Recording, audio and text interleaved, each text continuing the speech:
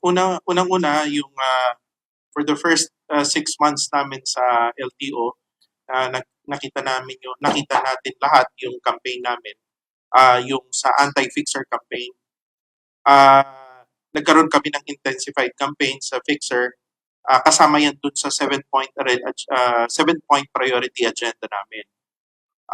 Dire-diretso ang aming operations sa anti-fixer, pati yung mga paghuli rin sa mga empleyado na nakadikit sa mga fixers. Yung mga empleyado na nahuli rin namin ay suspension, natanggal na sila. Tapos may mga administrative at saka criminal charges kami na ipa-file sa kanila. Kasi iba't ibang mga tao yan. At saka dismissal from service. Kasi pag hindi natin ginawa yun, at hindi rin natin hinanap kung sino talaga yung mga kakutsaba nila sa loob ng LTO, hindi matitigil. Kaya parati ko pinaalalahanan na huwag silang makipag-transact ang publiko sa mga fixers. Kasi kapag tayo nakikipag-transact sa fixer, ay mas tayo ay napapahamak, mas lalong nabibigyan ng venue yung mga corrupt na empleyado ng gobyerno.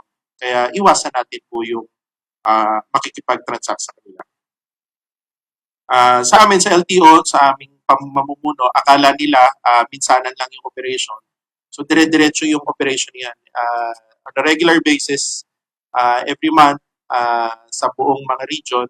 In fact, tinitingnan ko kung saang mga region yung gumagalaw at patuloy pa rin na nanguhuli ng mga fixer, hindi yung mga pang-show lang. So kami, dire-diretso, dito nga sa central office, nakahuli-huli kami at yung pinresent namin.